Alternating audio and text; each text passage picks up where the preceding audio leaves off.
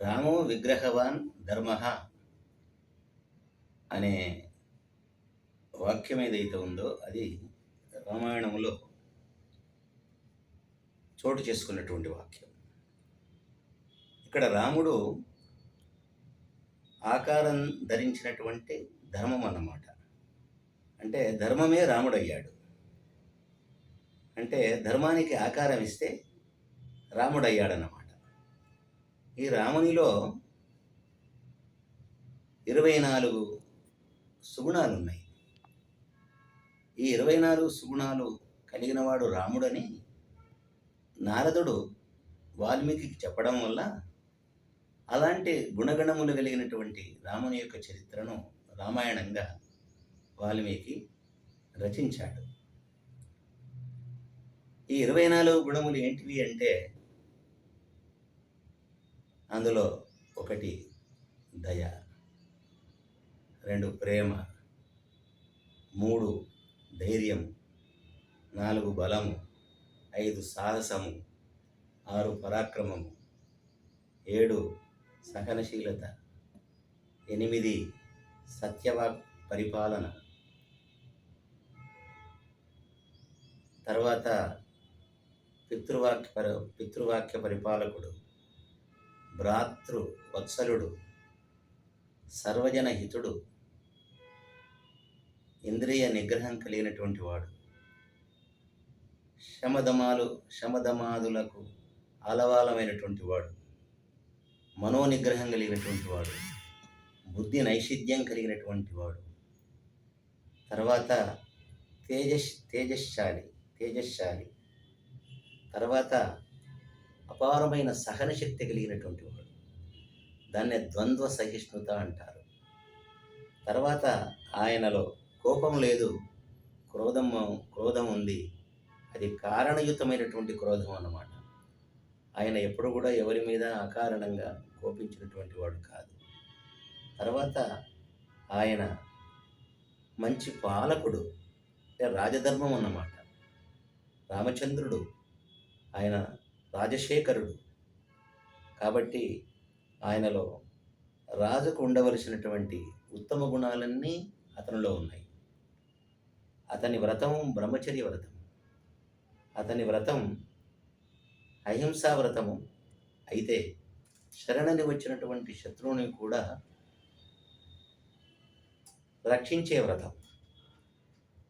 ఆపదలలో ఉన్నటువంటి వాళ్లను రక్షించేవాడు. ఆపద్బాంధవత్వం అన్నమాట. ఆపద్బాంధవుడు అదొక సుగుణం ఆయనలో ఉన్నది. అతడు క్షత్రియుడు గనక. తర్వాత వేదజ్ఞుడు, ధర్మజ్ఞుడు, లోకజ్ఞుడు, నీతిజ్ఞుడు, శాస్త్రజ్ఞుడు, యజ్ఞయాగాదుల యందు సద్బుద్ధి కలిగినటువంటి వాడు, స్నేహితుల ఎడ కరుణ కలిగిన వాడు, ఆర్తుల ఎడ దయగలిగినటువంటి వాడు, శత్రువులు కూడా ఎవరైనా శరణని అంటే వారిని కూడా కాపాడగలిగినటువంటి వాడు, శరణాగత రక్షకుడు అన్నమాట. అతడు సర్వరక్షకుడు.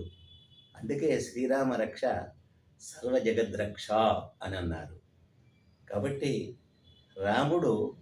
రామునిలో ఉన్నటువంటి ఆ 24 గుణములు ఏవైతే ఉన్నాయో అవి కేవలం అయోధ్యవాసులను రక్షించేవే కావు, కేవలం భారతీయులను రక్షించేవే కావు. ఆయనలో ఉన్న 24 గుణాలను పాటించినట్టయితే ఆ గుణాల వల్ల ప్రపంచమే రక్షింపబడుతుంది. అది రాముని యొక్క గుణముల యొక్క విశిష్టత అన్నమాట. అదేవిధంగా అతడు మర్యాద పురుషోత్తముడు అని అతనికి పేరు. ఏమిటి ఆ మర్యాదలు అంటే ఆయన 9 విధాలైన ఆదర్శాలు నెలకొల్పినటువంటి వాడు. మంచి కుమారుడు, మంచి తండ్రి, మంచి భర్త, మంచి స్నేహితుడు, తర్వాత మంచి గురువు, మంచి పాలకుడు, తర్వాత మంచి శత్రువు కూడా. మంచి శత్రువు కూడా అంటే ఆయన చనిపోయిన తర్వాత ఎవరి మీద శత్రుత్వాన్ని చూపెట్టేవాడు కాదు. బ్రతికున్న వాళ్ళ మీదనే శత్రుత్వం చూపెట్టాలే కానీ చనిపోయిన వారి మీద శత్రుత్వం చూపెట్టకూడదు అన్నటువంటి వాడు. ఇది చాలా గొప్ప సుగుణం అన్నమాట.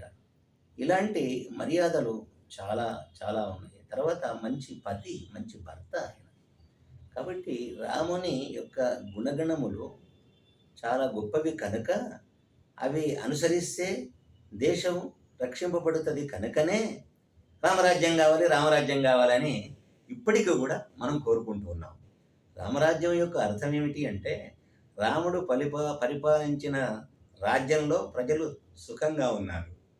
రాముడు ఎంత గొప్పవాడు అంటే ఆయన ఎవరికైనా దానం చేస్తే, దానం ఇస్తే ఆ దానం తీసుకున్నటువంటి వాళ్ళు మళ్ళీ ఇతరుల దగ్గర దానం అడగవలసిన అవసరం లేదట. అంత దానం రాముని వల్ల పొందేవాళ్ళట. కాబట్టి రాముని యొక్క కరుణ కానీ, రాముని యొక్క దానం కానీ, రాముని యొక్క సౌజన్యం కానీ, రాముని యొక్క నీతి కానీ, రాముని యొక్క నిజాయితీ కానీ, రాముని యొక్క ధర్మం కానీ అవి ఎల్లకాలం ఉండేవే. నిజానికి ఈ ధర్మాలన్నీ కూడా వేద ప్రతిపాదితమైనవి. కాబట్టి వేద ప్రతిపాదితమైనటువంటి ధర్మములు ఏవైతే ఉన్నాయో ఆ ధర్మాలన్నీ కూడా ఆకారం ధరిస్తే రాముడు అయ్యాడు. అందుకే మా గురువుగారు గోపదేవ శాస్త్రి ఒక మాట అన్నాడు. ఏమన్నా అంటే వైదిక ధర్మమే ఆకారాన్ని ధరిస్తే రాముడయ్యాడు చెన్నప్ప అని ఆయన ఒక మాట అన్నాడు. ఇది నాకు నిజంగా అనిపిస్తుంది.